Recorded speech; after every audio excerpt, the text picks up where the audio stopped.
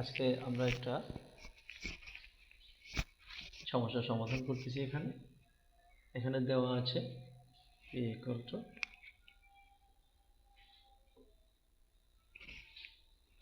and q equal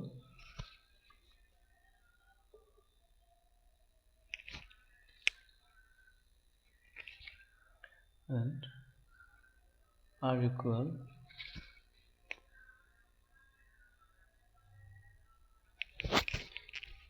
এখান থেকে আমরা p ইউনিয়ন q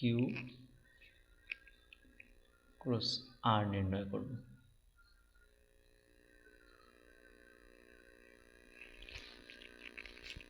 এখানে p equal to 3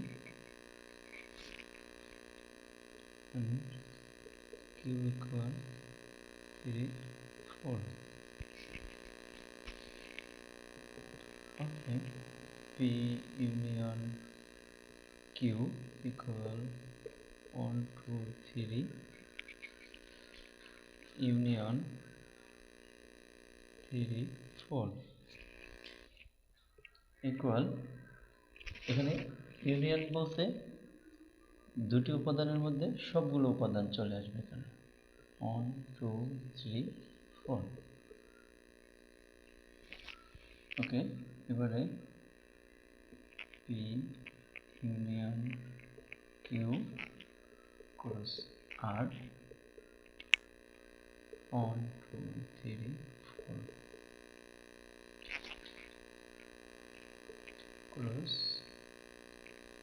x 1। এখানে আমরা কার্টেসিয়ান গুণজের সূত্র অনুসারে লিখব 1, x, 2, x, 3, x, 4, x, 1, y, 2, y, 3, y, 4, y।